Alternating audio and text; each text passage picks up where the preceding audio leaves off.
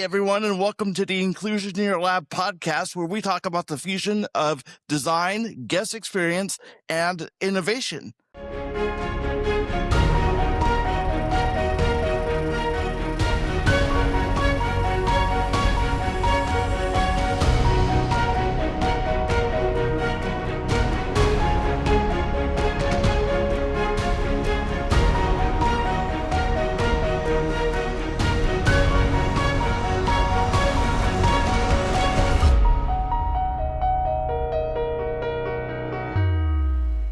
Today, I have a very special friend with me, Mr. Dan Welborn. He is a design consultant for the hospitality industry. And Dan, why don't you just kind of tell us a little bit about yourself to get started, and we'll go from there. Oh, great. Mike, thank you so much for having me. It's a pleasure to be with you, spend some time, chatting.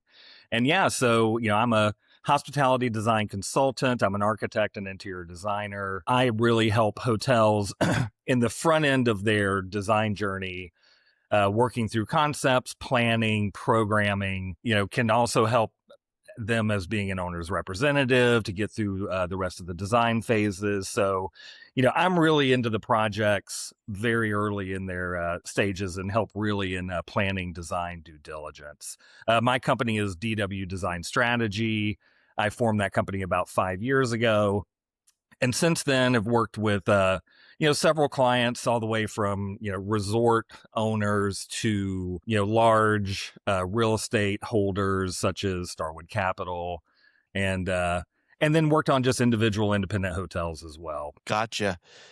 So tell me how your career's kind of evolved over the years. One of the things that interests me the most is you actually kind of started out in the cruise industry. Is that correct? Or earlier in your career? I did dock briefly, if you will, in the cruise industry. But yeah, happy to kind of talk about, my journey and, how I kind of got from architecture to interiors to hospitality, brief stop in the cruise world and then into consulting.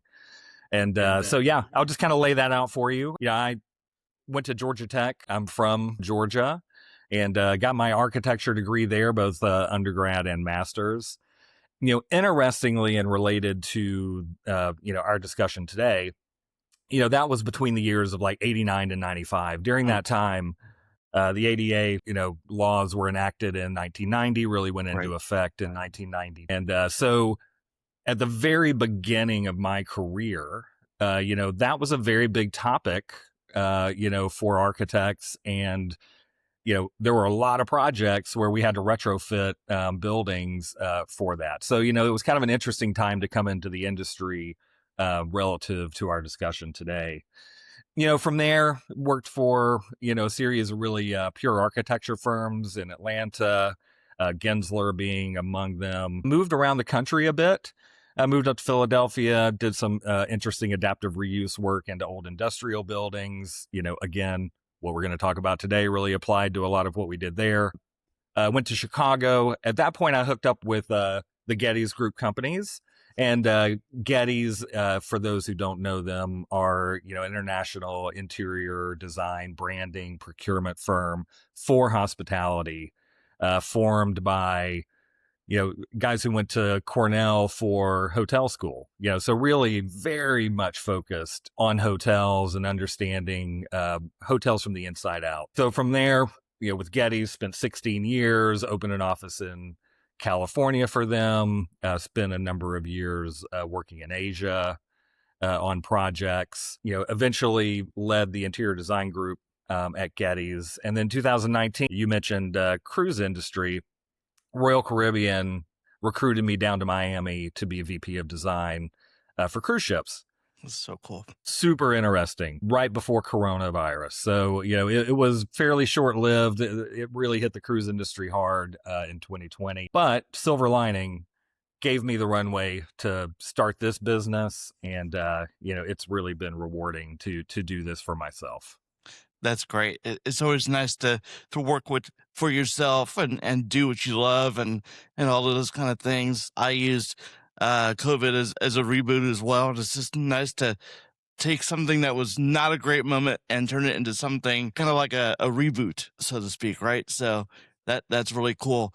Tell me, so you've been in the industry for a while. Tell me what you've seen in terms of what's working and what's not. We can talk about accessibility later, but let's kind of start broader and just talk about hospitality design in general and, what's working, what's not, that kind of thing. Yeah. So I think, through my hospitality career, at the beginning of it, there were a lot more prototype brands, I would say, like the Marriotts of the world, the Hiltons, really, pretty much the exact same product across their entire Hmm. portfolio, that, and during my time, really the rise of the boutique hotel and sort of the lifestyle and experience hotel has really risen, and I think to greatly benefits the industry. So now you see most every hotel, certainly at upscale level and above, really has its own personality, really embodies its neighborhood or city, really thinks about its target guest in a different way. So I think that's really been phenomenal for guests. I think on the flip side, what's interesting is it's kind of eroded differentiation between brands, because now there are a lot of brands that feel very similar, and I think not necessarily a bad way. I think it's actually still, it's great to have a hotel that feels authentic.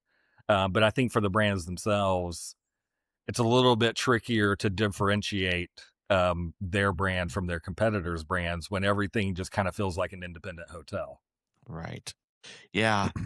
Yeah, and I know that the trend a while ago, a few years ago, was to buy up all these kind of boutique, independent, smaller brands, and now it is hard to differentiate. Wait a minute, is that graduate brand? Is that a Marriott now, or is that a Hilton now, or things of that nature? So you kind of talked about what's working. What isn't working? Do you think in the industry right now? Well, we talked a little bit about COVID, and while you and I got to do a reboot, Right. hotels kind of got the boot, I guess. They ended up, spending so much money, and rightly so, in, keeping their staffs in, just trying to stay open to get through it. They really struggled.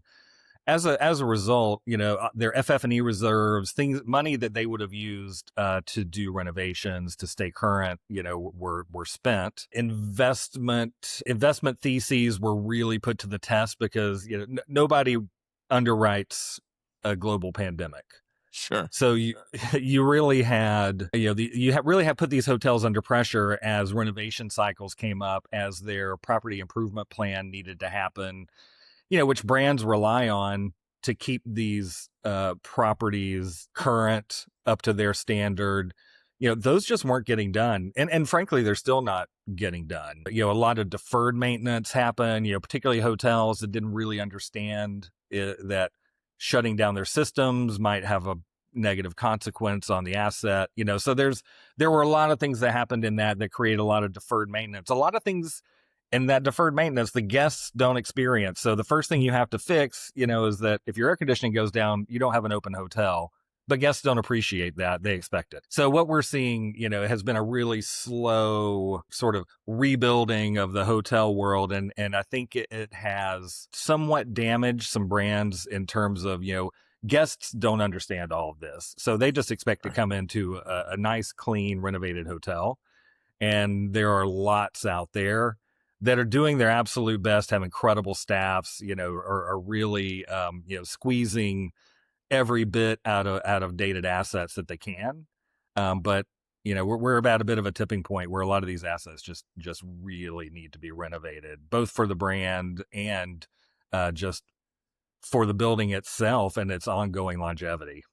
And what do you see in the marketplace in terms of, is there going to be enough working capital to make that happen, or are we just kind of at an impasse? I know the world's at an interesting place right now, right? Where we're all kind of feeling we're on the edge of a tipping point, right? Do you think that renovation is going to happen, or do we just need to expect as a guest to be in a holding pattern for a little while longer? Yeah, I think it's gonna slowly unwind. Like there are probably financial events that need to happen, both at a kind of macro and micro level. But, I think everyone's waited for interest rates to come down and they haven't, so Mm, there's been a lot of, hey, you know what, next year, and if mhm, you've been to a conference in the last 3 years, mhm. you've heard this: next year or Q4 or whatever is going to be better. But the underlying assumptions of that, meaning a lot of people think that interest rates are going to come down, the economy is going to get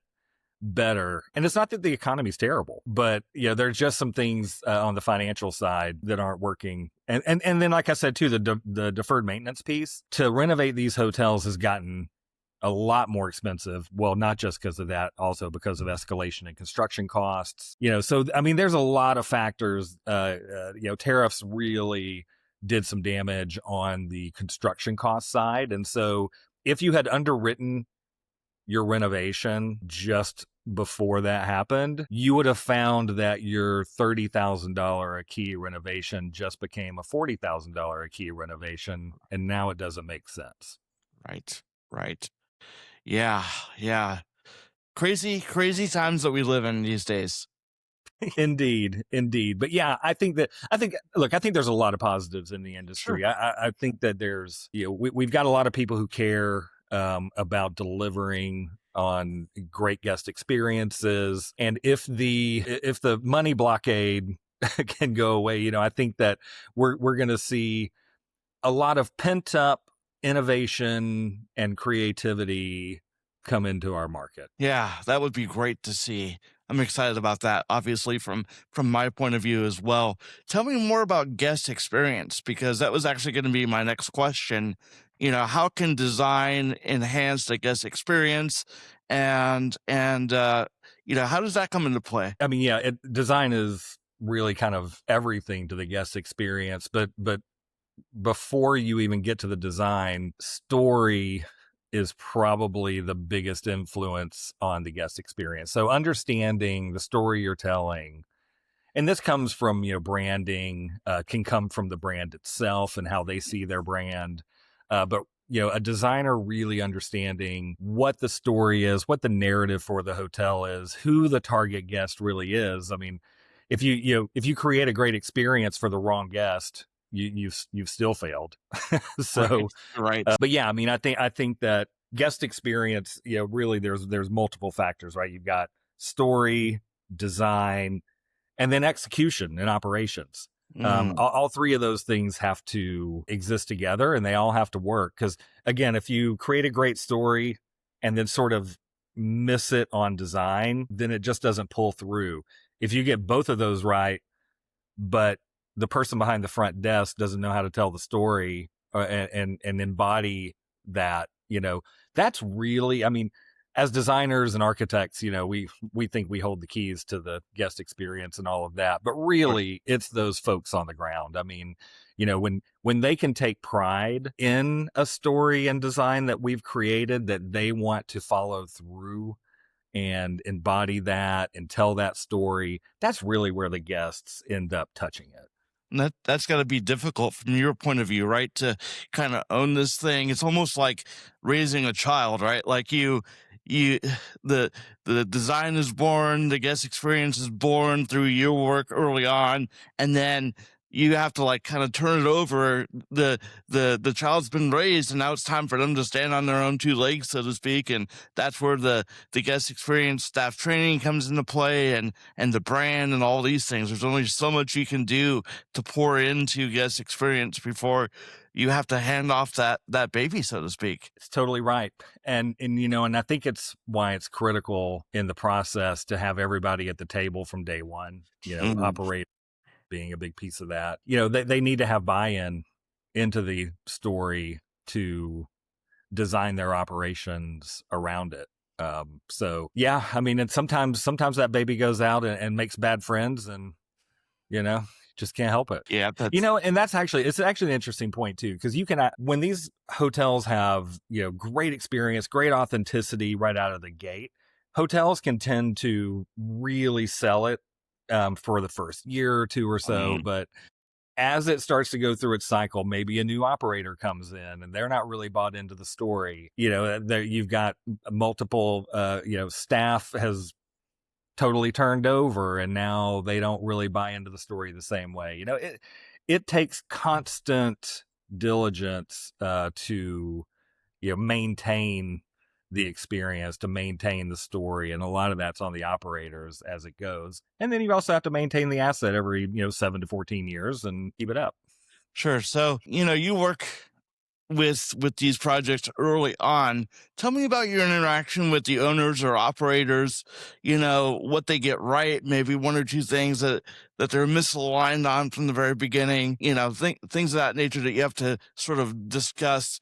You mentioned bringing everybody to the table, and in the work I do as well, I think that's so important. You can't just work in silos, right? You have to make sure everybody's on board from the beginning, but it's really that owner operator who is dictating that relationship. So tell me a little bit about that relationship that you have as a consultant with the owner. Yeah, in the hotel world, we kind of call it the multi-headed client, because ultimately the person with the purse strings that owns the hotel and is writing your check is the client. But you got a lot of stakeholders that client, owner, operator, brand. Sometimes brand and operator are the same, but you've got all these different stakeholders. I think at the end of the day, where projects, if they get off on the wrong foot, it's usually because the wrong financial assumptions were made or something changed. Mm-hmm. What I see is that when the budgets, and the budgets don't have to be huge, but budgets just have to be right and thought through. Part of what I do is at the very beginning of a project, help owners define those programs, define sort of the design concepts around their initial assumptions so they don't go out to the street with an RFP and get a design team that's not aligned with their financial underwriting. So it's really, so I think that it's really critical to understand at the very beginning of the project what you can afford to do. Like, I think a massive mistake that owners can make, and a lot of times they're not usually institutional owners, they're usually single or asset owners that put and they should have pride in their hotel, but maybe put their own personal, they want to put their own personal brand on it. So they really want to dream, but they don't have a dream budget. And so a lot of these hotels, so the design team is off, building the dream. It's like, just show me everything, just show me, and then we'll cut it back. And, that usually creates an anemic hotel. Like when you've done the dream and then you value engineered the dream, you don't necessarily get a nightmare, but you don't get the dream. You get something that's sort of muddled. And so I really think that's a massive mistake that owners make is not aligning program expectations and budget at the very beginning. That's fascinating that you bring that up, because I compare it to building a house. I built a house a few years ago, and we did the same thing where it was like we had big dreams, big aspirations. We want the top of the line appliances. We want the gourmet kitchen. And we said, just put it all in, and we came in almost 2x the budget that we had decided on going in.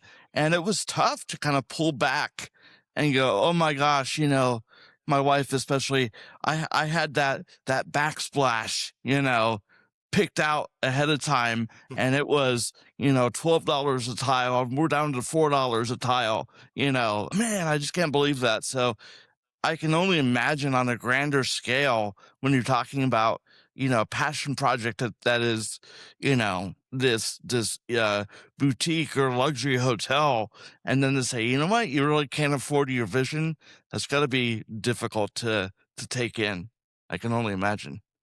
Absolutely. And again, with the realignment of pricing, if you will, so many owners and so many folks like me, you kind of get in your brain that things cost a certain amount, right? It's like, oh, a select service room should be $15,000 a key. A upper upscale room should be 25. It's like you get these metrics in your head, and those are all out the window now. So it's also difficult when, an owner kind of comes in with in their head, what they've always done, thinking that, oh, this is going to be 35,000 a key. This is going to be 75,000 a key, whatever. And it's not, even though, they're like, hey, here's the scope. Just do this. It's going to come into that. It always has. And it just doesn't. And that's really tricky. it's almost like gas prices today, right?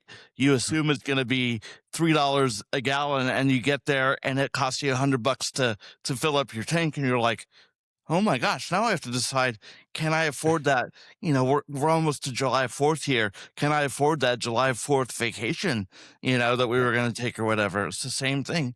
That's fascinating. Well, that was a really great kind of background. I'd like to talk to you more about some of the current projects you're working on. But before we do that, I just want to remind everybody to please like this episode and subscribe to the channel. There's going to be some exciting announcements coming out here pretty soon. We want to make sure you are keyed in, to use that term, Keys, keyed in to what's happening here on the Inclusioneer Lab. So please do that. But back to your story and what you're doing right now. We talked a few weeks ago about a couple of projects that were design challenges, I guess is the best way to put it, that you were able to kind of use some unique techniques to get around. There was one in the Caribbean, I believe, correct? Yeah, that's right. And so yeah, I'll talk about a couple of things we see, both specifically, and I think are pretty relevant across a lot of assets. But the Caribbean in general it's an interesting market because you've got a lot of American hotel brands there, and you've got a lot that are not.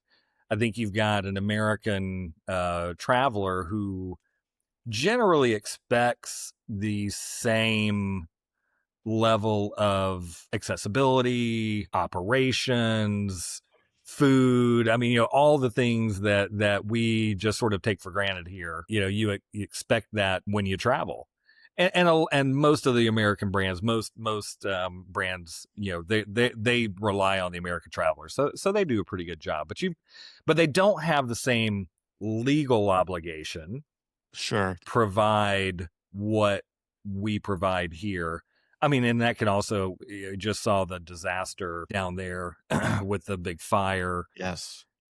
So, you've got a lot of things that you've got to be, cognizant of when you travel internationally and in the Caribbean of, the things just aren't what they are in America. And I think we forget that sometimes. So I'm working on a project currently in the Caribbean that, was built long ago, and beautiful topography, about a 30-foot drop from the main resort down to the beach, was never designed with accessibility in mind. So literally no way, if you're mobility challenged, to get to the beach without somebody essentially carrying you. So, and this is a high-end property. So you have typically a guest that skews a bit older. And so it's not just that you've got an accessibility challenge for maybe what we would consider disabled. You've got an accessibility challenge for somebody who just, doesn't walk very well, is getting older and doesn't have great mobility.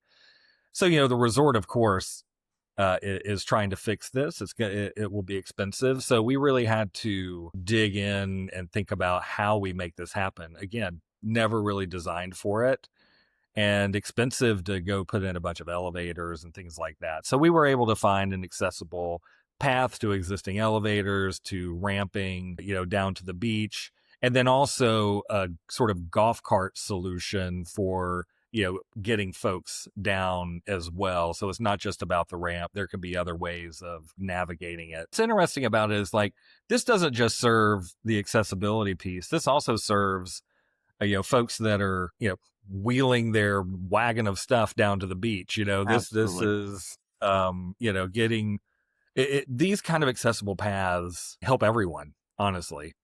And, it even helps the staff on site. They're traversing stairs to just do their jobs, up and down this 30-foot cliff.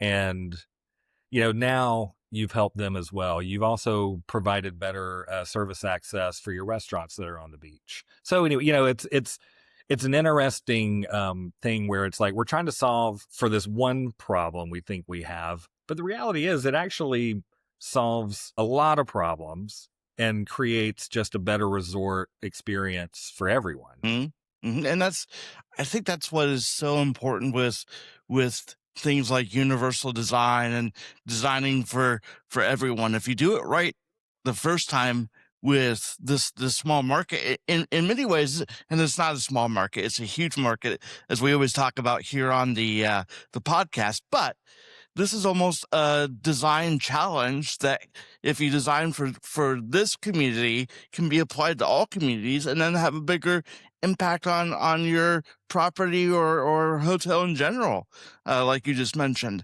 Were there any issues, because you mentioned this is a luxury property that's probably pulling in, an ADR, a big ADR, of redesigning this to make it look and feel aesthetically pleasing, so you're not interrupting the guest experience for everyone else? Because you don't want this to look hodgepodge, right? You don't want to just put in a ramp that looks, like an afterthought. A major consideration, for sure. So in the design where we put the ramp, around the ramp, we basically replicated a large stone retaining wall that's on the side already that can come up around the ramp. So it just feels like it's, part of the natural design and landscape. So yeah, to your point, right, you can go in and just put a big clunky wood ramp, that almost looks like an old wood roller coaster kind of thing when they're too big, or you can really just build it in. And that's the best thing to do. Cause then it just feels like part of your path, if you will, whether whether you need it or not. And so, yeah, that's always a massive consideration. And really for any renovation that I think, that I would tackle, that I think, most folks in the industry would, is like, when you're doing a renovation, one of the number one goals is to make it feel like it was always there. Sure. That it just blends in. So, no different when it comes to these kind of solutions. So I just bring up kind of another example where this is good for everybody. So I'm working on an older hotel, and this, that there's a theme. Older hotels tend to have the most problems because they just weren't designed with this in mind. Right. Hotels built in the 70s and 80s, particularly, they had a lot of platforms. It's like the bar's up here, the disco club room had like 10 different levels in it, all that.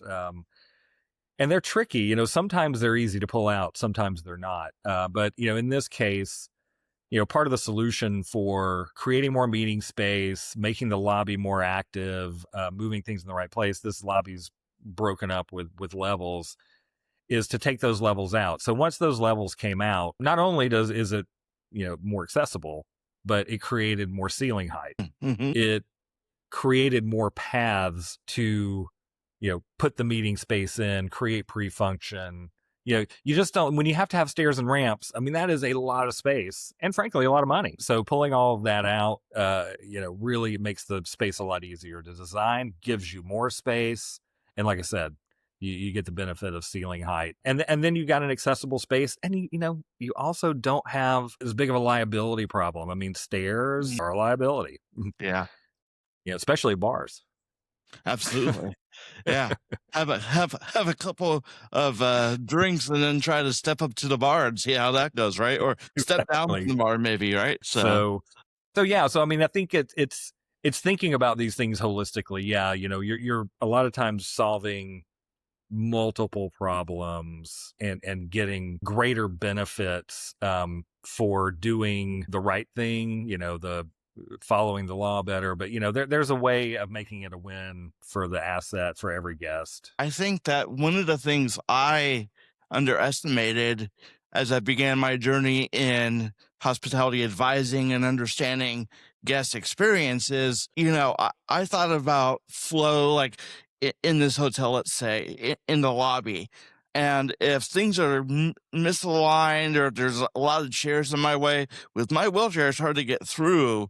What I didn't realize is the average person feels the same way. And so if they're stepping into the space for the first time and the lobby's cluttered and there's a line at the front desk and you're not sure where to go, that emotional insecurity in a lot of people is really disarming, and it kind of makes them not have a great experience from the moment they step into the property, the lobby. So yeah, I think you're spot on with that. And not even to mention neurodivergent guests who just need that kind of space and flow just to make their lives easier. So you're right, it works for everybody. That's really a great thing. Unless you had any other examples, I wanted to talk about a personal story because you also confided in me recently about your father. Can you just kind of tell us about what happened with that situation and how that maybe impacted your view on design and guest experience? Yeah, absolutely. Yeah. A couple of months ago, my dad had a stroke. It affected his mobility on his left side, leg, arm. The good news is he's making great progress. So, that's, where we are in the journey now. But, as this happened, as he was making his transition from the hospital to home, as an architect, I've always dealt with accessibility and grab bars and, Sure. all of these things that, you part of just the job. And it got very personal when I was like, okay, Mom, I'm going to have to come up to the house and we're going to have to install a handrail here. We're going to have to install grab bars here. Getting him around the house in his wheelchair was like, okay, you know what? This bathroom is definitely not designed Mhm. for this to happen. You really begin to think about how residential construction just, for the most part, doesn't take this into account.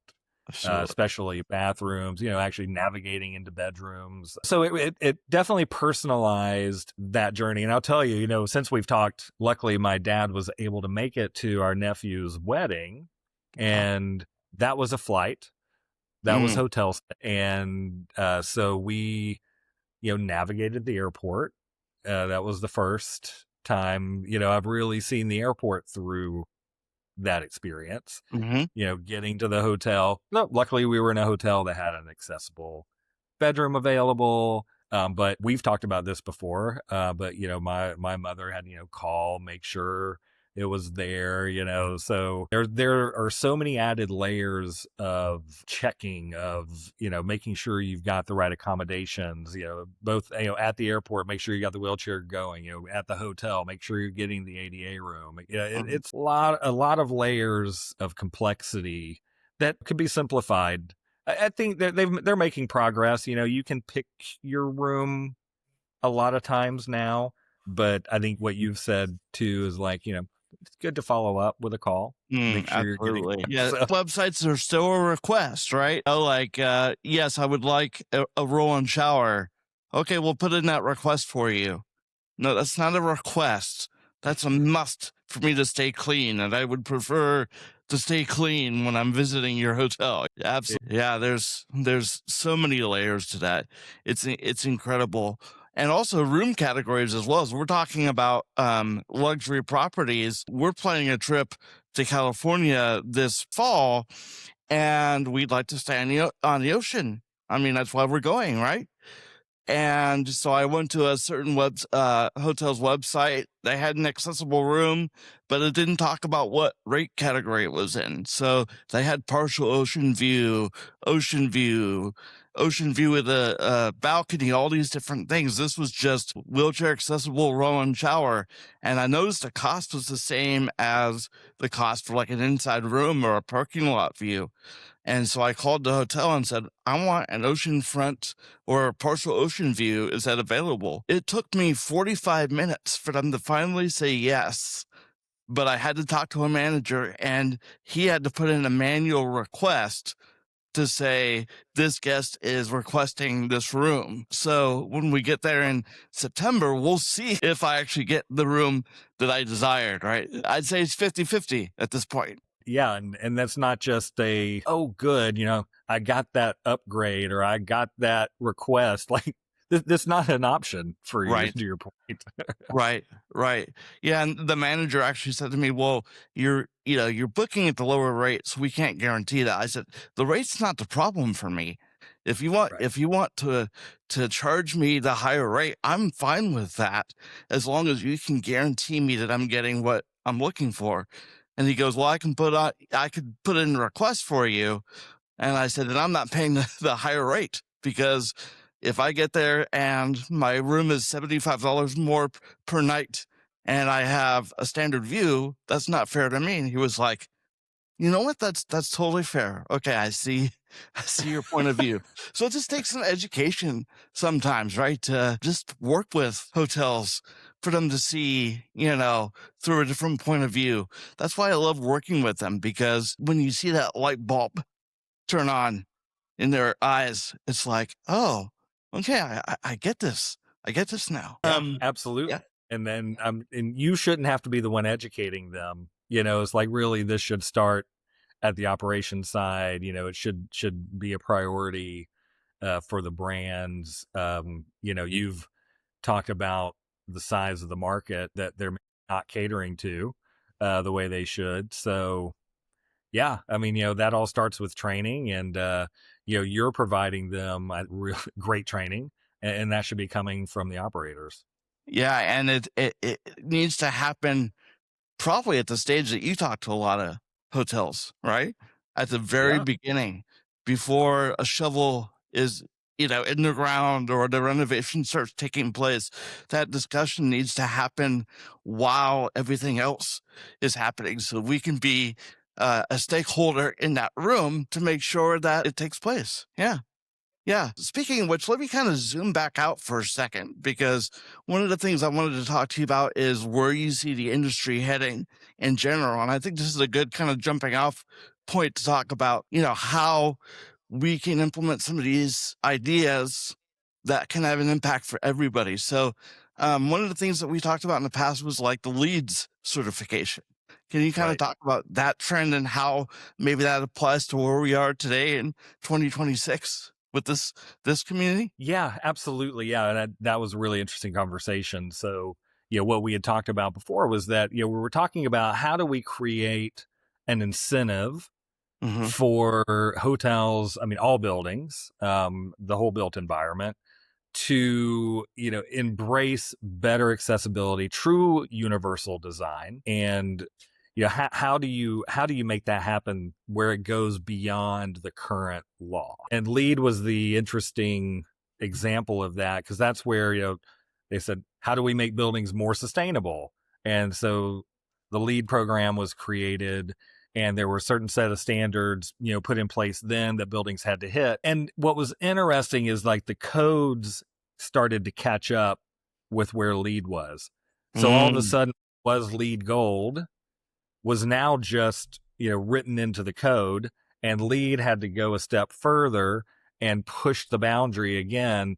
mm, So LEED really created a pathway for sustainability to kind of get written into law. and mhm, and and it also, hoteliers particularly saw that, well, now the government's requiring people to stay in a hotel that's got LEED certification.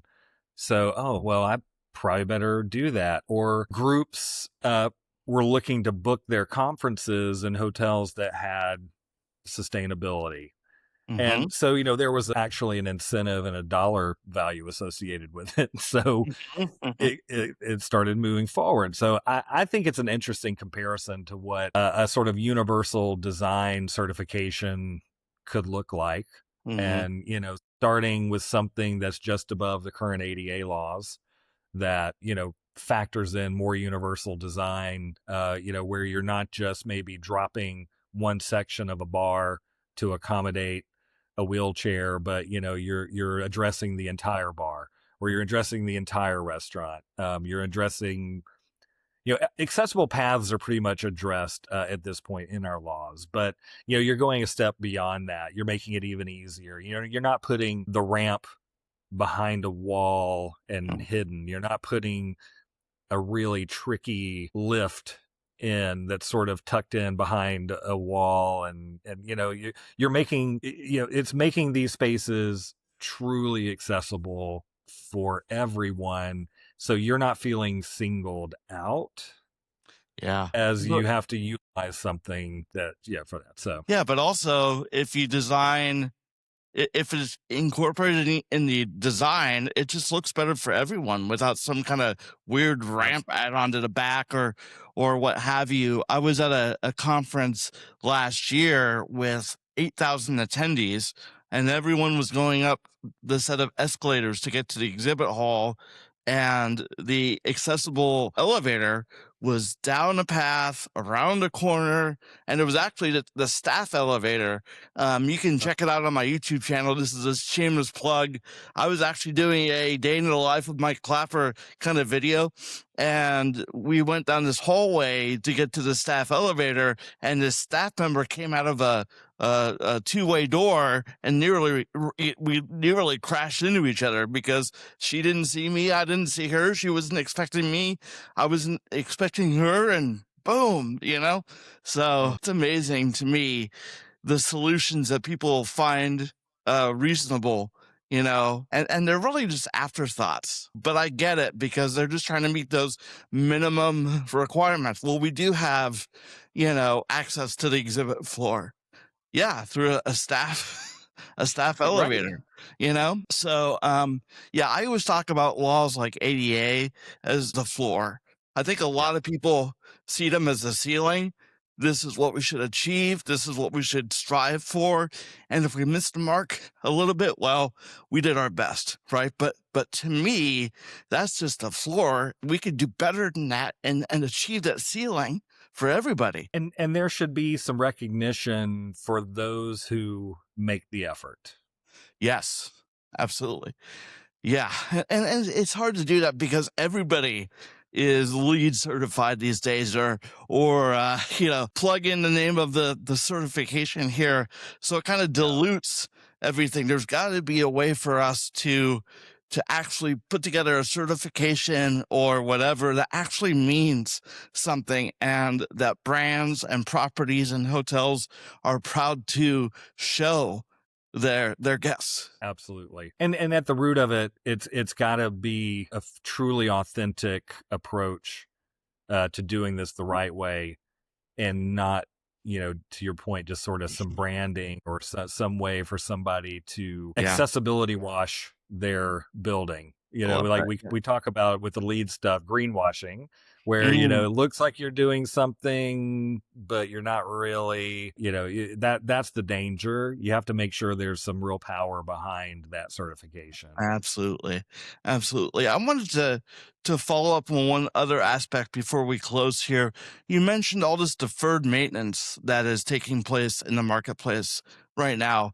And also you brought up value engineering. And can you talk about how I think a lot of times people assume that value engineering just means cutting costs, but there are actually things we can do from an accessibility standpoint or a universal design standpoint that don't add to costs. In fact, they can actually enhance, the experience while staying on budget. Yeah, I think value engineering is a much misused term. True value engineering is taking something that's above budget. You're definitely trying to reduce costs, Sure. but how do you do that without fundamentally changing the design, reducing the scope, reducing accessibility, negatively impacting the project? Generally when people say, hey, we're going to have a value engineering session, it usually means, hey, we're going to have a scope reduction session. Absolutely. These are all the things that are going to get cut. Oh, that elevator that we were going to put in that's located over by the escalators to get to the exhibit hall. Mm-hmm. You know what? We can get rid of that because there's a service elevator in the back. There you go. So, these things, and that would really happen. I can guarantee you that's a discussion that's probably been had. But yeah, I think that, looking at through that lens of value engineering, and making sure that accessibility is in the list of priorities, that is not in the scope slashing column, but is in the true value engineering column. For example, like, if you've got a series of stairs and ramps, do you really even need the stairs? That's what I was getting at. Yes. Yeah. So yeah, I think that absolutely. It's like, yeah, let's just do one nice big ramp for everybody, and let's don't build those stairs. So yeah, I think there's absolutely ways of doing that. Or, hey, let's put 5 high-speed elevators in instead of that escalator. Yeah, So, yeah, 100%. I think that when you see somebody go through these exercises, you can certainly see what their value system is and what stays in and what stays out. So putting that in the list of priorities, I think is good for the hotel. Honestly, same thing happens to, we were talking about LEED. Same thing happens to sustainability issues. They're some of the first things that go without thinking through the life and longevity of the building. It's like, hey, you know what? Those things are going to save us money operationally in the long run. These accessibility issues are going to save us headaches in the long run. It's going to make our guests happier. So it's really prioritizing the right things. Yeah. It's not just an accessibility issue. It's everything in the design and the build. And that's something I like to stress, because I think we can get so keyed up. We in the disability community can get so keyed up on our issue, but there are issues beyond that, whether it be green initiatives or things of that nature that are being cut all the time as well. And we can just do better in general. In all walks of life, right? So absolutely. Last question, and then I'll let you go. If you could kind of look into your crystal ball and imagine, where hospitality is by, let's call it 2030. I know it's 4 years away, not 5, but it's a good round number. What do you kind of see hospitality looking like in 2030? Well, one of the things I hope I see is that, we've rounded this corner and we're getting renovations and we've got a lot of fresh product out there. So I think that's probably going to happen by 2030. We're going to have that. I think hospitality is going to continue to become more and more important to people's lives as technology, particularly AI and other things, continue to take us into our screens and pull us away from truly connecting with others, connecting with the environment. So I think that hotels are going to still play a huge role in creating human experiences. And I think if we lean into that from a design standpoint, and like I said before, I think that the hotel world over the last 10 to 15 years has done a really good job of thinking about guest experience, continuing along that path, really creating moments for human connectivity, and real experiences that are outside of your device. Hotels are the perfect place to do that. They're the anchor for that. Yeah, I have one follow-up question, because it just sparked a question inside of me. With the rise of AI in our devices, is it more difficult to design spaces that will maybe catch somebody's eye, or a place where they feel they can unplug? I know, I'm a big fan of Disney, and when we go to Disney World, it's amazing to me how many people spend thousands of dollars on this massive vacation, and they're walking through looking at their phone the whole time. Yeah. That's got to be an incredible challenge for you and other designers out there. Yeah. And right. I think the goal is to maybe, like, you're never going to get people totally off their device. Of course. So how do you create, a space that, helps them to, be distracted from their distraction? That is typically their distraction. That makes them want to connect, that makes them want to have this experience. Disney probably does as good as anyone of actually doing that. Sure. Yeah, when you're standing in line, you're probably looking at your phone. Right. But if you're looking at your phone while you're zipping around Space Mountain, man, that's tough. Well, So I can't believe how many kids are on the iPads at Disney. It's just like, come on. But that's a whole nother story. I think we'll leave it right there before I go into a 10-minute rant. That might get me in trouble. So, Dan, I want to make sure that people can get in touch with you if there's a hotel, owner or investor that is looking to bring on a killer designer. How can they get in touch with you? How can they learn more about you and your services? Yeah, so website is dwdesignstrategy.com. And if you're looking to get to me via email, that's just dwelborn, WELBORN, at dwdesignstrategy.com. Awesome. And we'll put those links to your website and your email in the show notes as well, and on YouTube in the description. So again, thanks everybody for joining us. Be sure to like and subscribe to this video. We've got a lot of fun, exciting news coming out that we can't wait to tell you about. And until next time, this is Mike Clapper for the Inclusioneer Lab.